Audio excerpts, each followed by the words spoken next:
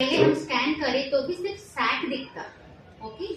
उसके बाद हम 7 to 9 वीक्स में एक स्कैन करके बेबी का हार्ट बीट अच्छा है कि नहीं, कहाँ है प्रेगनेंसी, आपका डेट और स्कैन में दिए सो डेट मैच हो रही नहीं, ये सब हम देखते। और फर्स्ट वाला स्कैन है, सपोज आपका प्रेगनेंसी टेस्ट पॉजिटिव आया, नहीं तो वीक पॉजिटिव आया, मतलब अच्छे से नहीं दिख रहा, लाइन अच्छे से नहीं दिख रहा बोले तो हम ब्लड टेस्ट करके हम कंफर्म कर सकते हैं, ओके।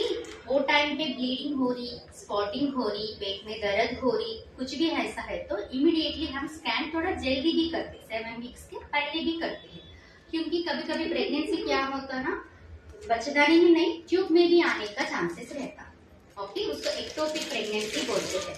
उसके सिम्टम्स कैसे रहते, प्रेगनेंसी टेस्ट पॉजिटिव आता, पीरियड नहीं आती, लेकिन ब्लीडिंग होना, स्पॉटिंग होना, पेट में दर्द होना, ये सब सिम्टम्स रहता। सडनली क्योंकि ट्यूब बहुत छोटा रहता ना, उसमें प्रेगनेंसी ग्रोथ होते गए तो वो रप्चर होने का चांस रहता, वैसा कुछ हुआ तो अंदर ज्यादा ब्लीडिंग होते, तो इसीलिए वीक पॉजिटिव आया, प्रेगनेंसी शुरू वीक्स में आपको ब्लीडिंग हो रही, स्पॉटिंग हो रही, वैसा कुछ है तो पेट में दर्द कुछ है तो इमीडिएटली डॉक्टर के पास आना है।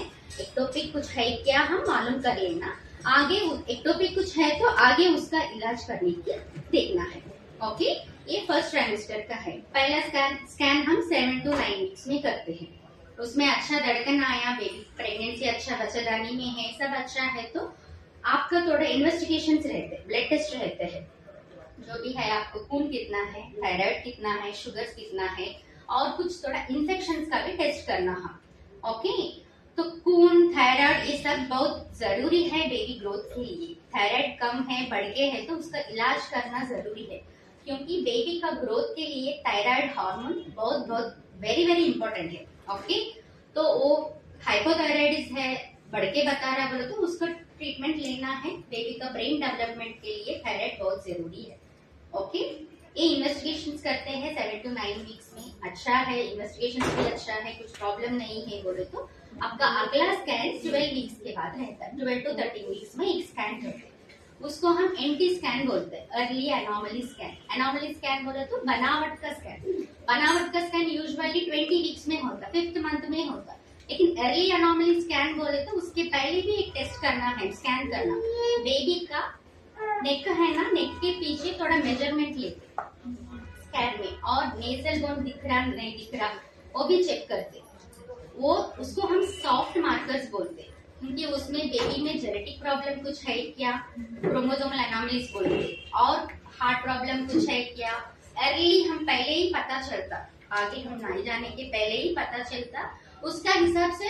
उसका क्या करना बोल के हम आगे जा सकते, वो जरूरी है। और टाइम पीरियड भी बहुत जरूरी है, क्योंकि 12 वीक्स to 13 वीक्स में ही होता, आगे करना बोले तो नहीं होता, क्योंकि ग्रोथ हो जाते बेबी का, वजन वो मेजरमेंट सही से नहीं आता। उसके साथ साथ हम क्वाड टेस्ट बोल के एक जेनेटिक टेस्ट करते हैं, ये भी क्रोमोसोम एनोमली और कुछ जेनेटिक टेस्ट का डिटेक्ट करने के एक तरीका है, ओके। वो अच्छा है बोले तो ठीक है, नहीं है उसमें थोड़ा रिस्क बता रहे बोले तो आगे उसका टेस्ट करना पड़ता है कंफर्मेशन के लिए। स्क्रीनिंग टेस्ट है, मतलब वो कंफर्म नहीं है, स्क्रीनिंग के लिए हम क्या करना, ब्लड टेस्ट बोल के एक रहता, वो भी कर सकते, नहीं है तो एमनियोसेंटेसिस बोल के बेबी का पानी निकाल के करने का टेस्ट भी रहता, और डिपेंडिंग ऑन पेशेंट कितना रिस्क बता रहा, हाई रिस्क ज्यादा बता रहा, वो कंडीशन के हिसाब से जाते, लेकिन करना जरूरी है, वो टेस्ट सबको करते हैं, okay. N T scan and quad test very important है। आगे हम बनावट का स्कैन करते हैं, बनावट का स्कैन कब करते हैं, हम 20 वीक्स में करते हैं, बेबी का सब systems, brain, lungs, head, stomach, पैर पूरा कैसे हुआ, ग्रॉसली फंक्शन कैसे कर रही वो पता नहीं चलता हमको, लेकिन ग्रॉसली कैसे है वो पता चलता, वो पता करना जरूरी है।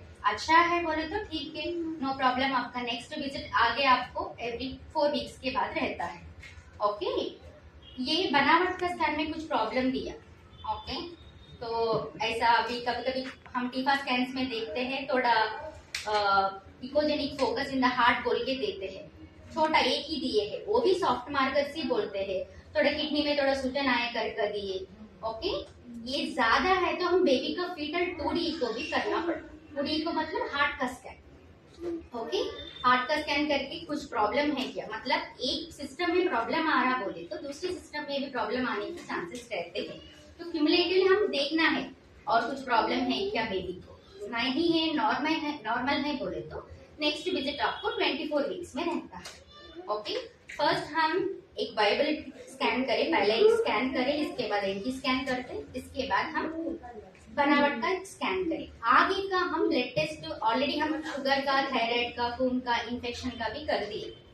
यूरिन कल्चर भी करना जरूरी है, सिर्फ सीयू ही नहीं है यूरिन कल्चर, क्योंकि एवरी टाइम यूरिन में इन्फेक्शन है वैसे ही है बोले तो थोड़ा इन्फेक्शन ज्यादा हो तो जल्दी डिलीवरी होने का चांसेस ज्यादा रहते हैं इन्फेक्शन की वजह से, प्री टाइम डिलीवरीज होते।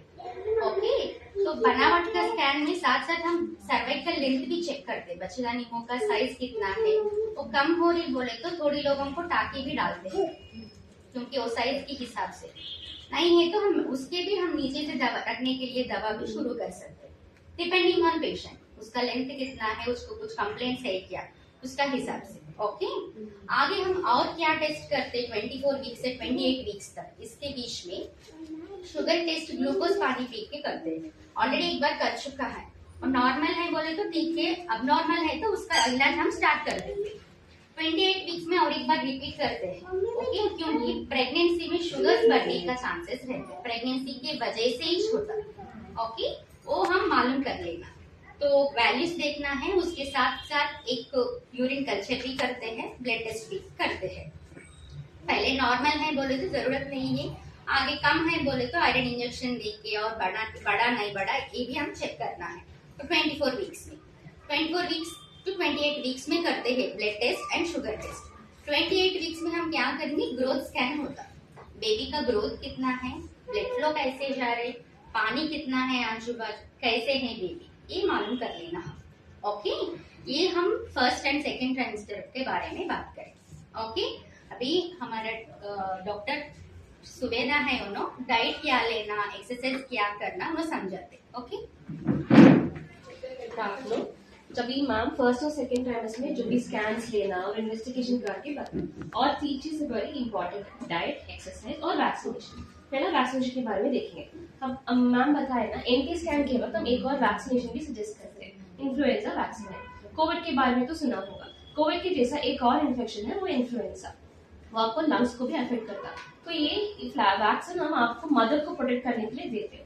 अगर वो इन्फेक्शन आया तो आपको भी अफेक्ट होता और बेबी को भी ऑक्सीजन कम होता, उनका डेवलपमेंट में भी असर पड़ता। तो इसलिए ये इन्फेक्शन प्रिवेंट करने के लिए वैक्सीन लेना जरूरी है।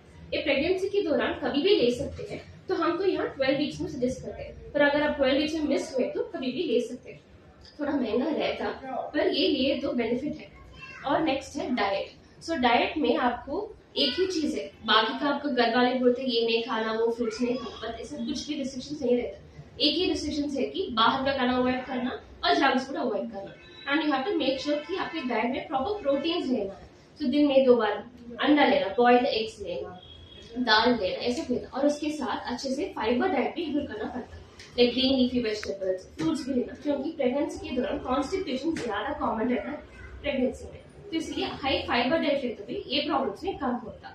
सो एक प्लेट आपको प्रेगनेंसी के दौरान एवरी 2 आवर्स कुछ ना कुछ खाते रहना, एकदम हैवी डाइट नहीं लेना पड़ता। तो मॉर्निंग उठ जाए तो मिल्क लेना, और उसके बाद थोड़ा ड्राई फ्रूट्स लेना, उसके बाद ब्रेकफास्ट करना, और उसके बाद थोड़ा फ्रूट्स लेना, और उसके बाद लंच करना, ऐसा डिवाइड करके एवरी 2 आवर्स कुछ खाना।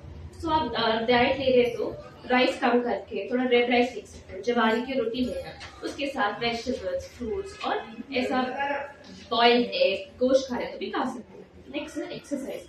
काफी लोग बस एक्सरसाइज डिलीवरी के वक्त नॉर्मल डिलीवरी होने के लिए करते हैं, पर ऐसा नहीं होता, शुरुआत से एक्सरसाइज करना पड़ता। क्योंकि फर्स्ट ट्राइमेस्टर में एक्सरसाइज क्यों करते, आपको अगर वॉक करना भी जरूरी है, 20 to 30 minutes every day minimum जरूरी है, क्योंकि ये आपको मूड एलिवेट करता, स्ट्रेस कम करता, ब्लड फ्लो इंक्रीज करता।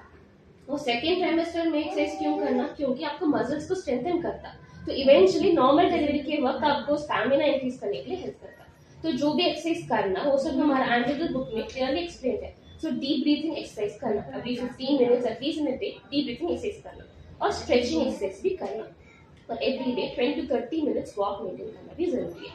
और नंबर 11 से हम थोड़ा स्ट्रेंथनिंग एक्सरसाइजेस योगा भी हमारे बुक में मेंशन रहता है। तो आप सेकेंड ट्राइमेस्टर में वो कंटिन्यू करें तो आपको मसल स्टैमिना इंप्रूव करता, ब्लड फ्लो इंक्रीज करता, तो नॉर्मल डिलीवरी की चांसेस बढ़ने में हेल्प करता है सारे एक्सरसाइजेस। सो सारे स्कैन्स, इन्वेस्टिगेशंस के अलावा ये डाइट, एक्सरसाइज और वैक्सीनेशन का भी आप जरूर फॉलो करना जरूरी है। तो हम फर्स्ट ट्राइमेस्टर में कॉमन सिम्टम्स क्या रहते, हमको वीकनेस रहता, थोड़ा मॉर्निंग उठते ही मतली होना, वीकनेस फील होना, ये नॉर्मल है। उसके अलावा आपको ज्यादा वीकनेस फील हो रही, ज्यादा आपको चक्कर आ रही और ब्लीडिंग हो रही, स्पॉटिंग हो रही, ये वार्निंग सिम्टम्स है। ओके, तो आप इमीडिएटली हॉस्पिटल को विजिट करना। हाइपरेमेसिस बोल के एक चीज रहता, कंटिन्यूअस वॉमिटिंग होते जाते हैं। ओके, होते हैं प्रेगनेंसी में बोल के घर में बैठने का नहीं है, मतलब डिहाइड्रेशन ज्यादा होती है वो टाइम पर। डिहाइड्रेशन ज्यादा हो तो आपका बॉडी में असर होता है, वैसा कुछ हुआ तो बेबी में भी असर होने का चांसेस रहता है। तो कंटिन्यूअस वॉमिटिंग हो रही बोल के you have to visit hospital. Okay, bleeding हो रही, स्पॉटिंग हो रही, वैसा कंडीशन में इग्नोर नहीं करना है, इमीडिएटली हॉस्पिटल को आना है। ओके, और एक चीज है, हस्बैंड से मिलना, कब मिलना, ट्रैवल कैसे करना, कब जाना, ये सब डाउट्स आते हैं। तो यूजुअली फर्स्ट 3 महीने में, मतलब शुरू से 3 महीने तक थोड़ा अबॉर्शन का चांसेस ज्यादा रहती है। अबॉर्शन का चांसेस ज्यादा रहती है, मतलब अपने आप कभी कभी क्या होता है, बनावट में कुछ प्रॉब्लम है तो बॉडी निकल देते हैं, तो स्पॉन्टेनियस अबॉर्शन की और दूसरा अबॉर्शन की चांसेस ज्यादा रहती है पहले 3 महीने। तो यूजुअली वो टाइम पे हम ट्रैवलिंग अवॉइड करने के लिए बोलते हैं एंड हस्बैंड से मिलना भी अवॉइड करने के लिए बोलते हैं। ओके, थोड़ी लोगों का आवर नीचे रहते हैं, तो इसके बाद यूजुअली आवर नीचे से ही डेवलप होकर ऊपर जाता है। इसके बाद भी 12 वीक्स के बाद भी बनावट के स्कैन पे टाइम में भी आवर नीचे रहे तो वो टाइम पे हस्बैंड से मिलना अवॉइड।